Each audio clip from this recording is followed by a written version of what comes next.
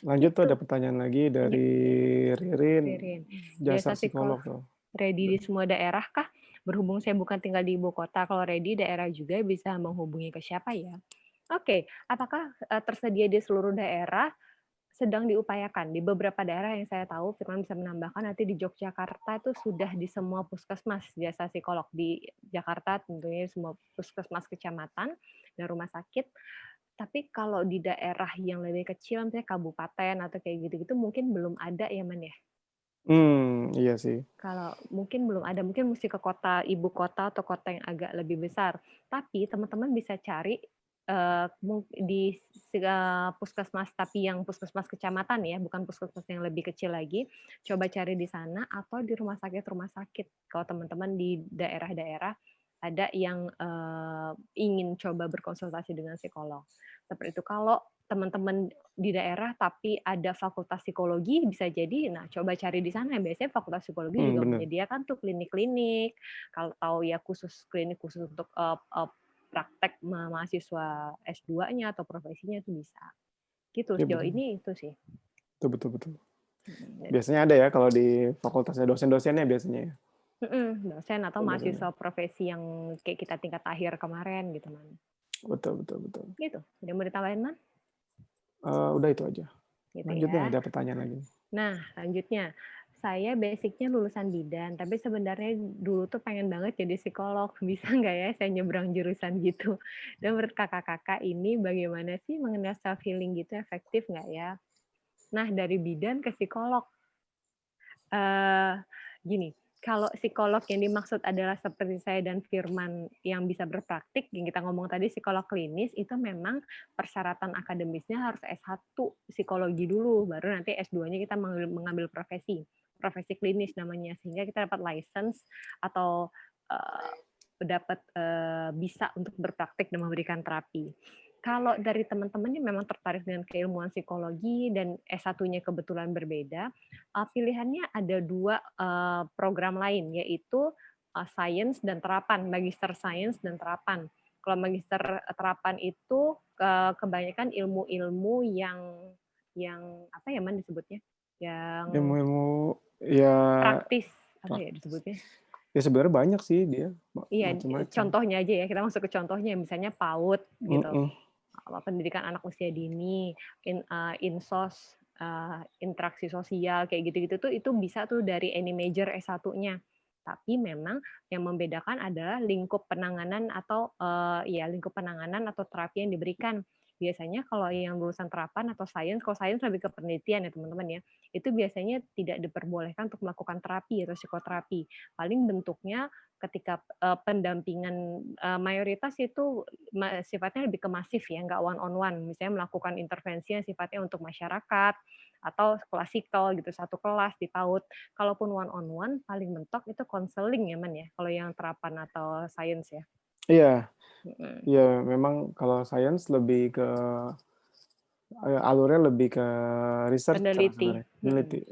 Lebih ke peneliti, researcher gitu. atau bekerja di instansi seperti pemerintahan misalnya atau di Mhm. kantor tertentu yang memang dibutuhkan. Misalnya ada kalau di UI itu beberapa jurusan magister sainsnya itu ada psikologi olahraga, ada psikologi forensik, Yes. ada perkembangan, ada Mhm. apa lagi ya? Lupa.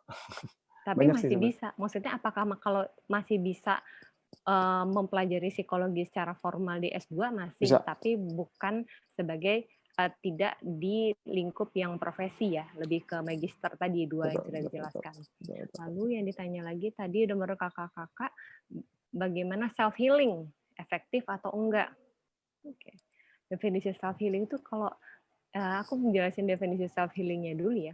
Self healing itu penyembuhan diri secara mandiri, itu sebenarnya kalau nggak tahu nanti Firman mungkin akan nambahin, kalau aku pribadi, aku menyarankan kalaupun mau self healing, tetap di awal, kalaupun tidak berkonsultasi dengan tenaga profesional, setidaknya baca literatur-literatur atau artikel-artikel yang ditulis oleh para psikolog dan psikiater gitu. Saya sangat tidak menyarankan untuk baca yang dari katakanlah public figure yang sebenarnya hanya men-share apa yang dia lakukan untuk kebutuhan pribadinya.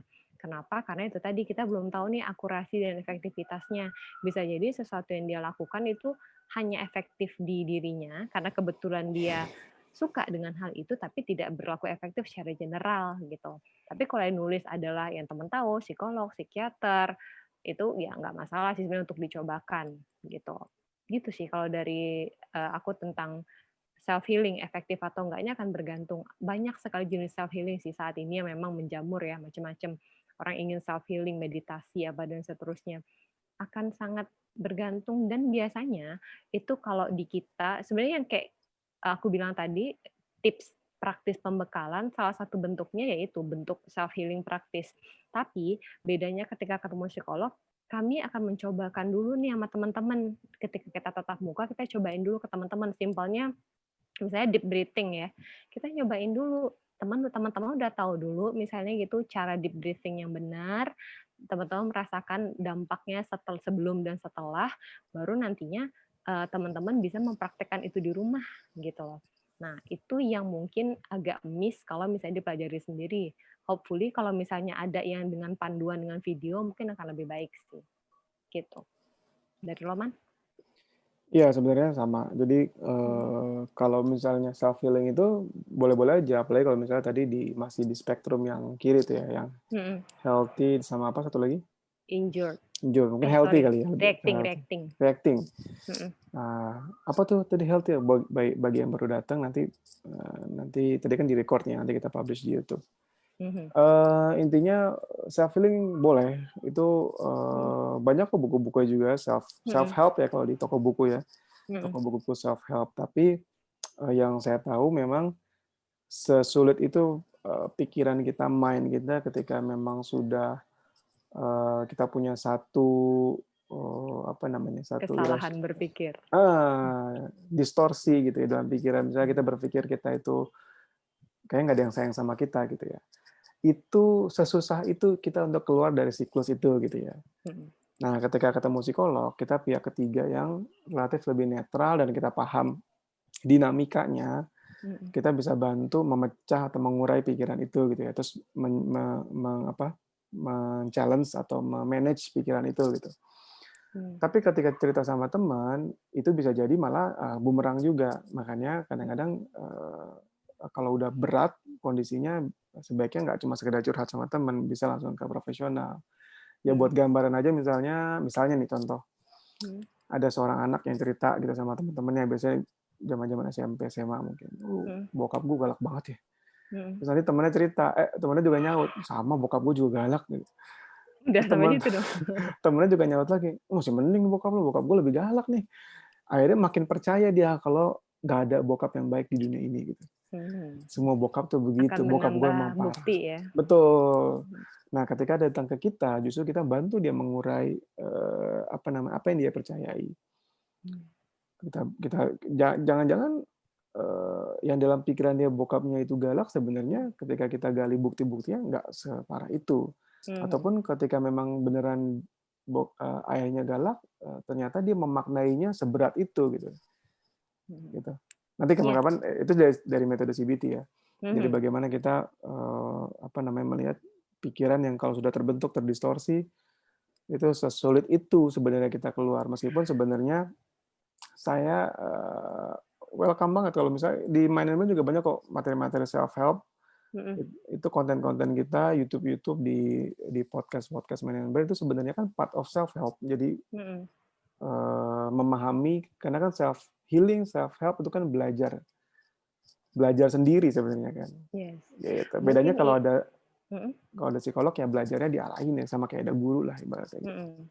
Iya, mungkin kayak yang Firman bilang tadi, eee, simpelnya itu sulit ketika kita sudah terbiasa puluhan tahun menggunakan sudut pandang A, ketika kita diminta untuk menggunakan sudut pandang B, dan itu diri kita sendiri tanpa bantuan orang lain, itu akan sangat challenging sih teman-teman. Itu sih yang prinsipnya kita udah biasa nih mikirnya kayak tadi kalau bokap galak itu udah terpattern sama kita 20 tahun, 25 tahun untuk mengganti kepikiran lain tidak semudah itu, butuh orang lain untuk menjadi guide-nya gitu. Seperti itu. Oke, Oke, ini lanjut ada ya. 2 pertanyaan terakhir nih dari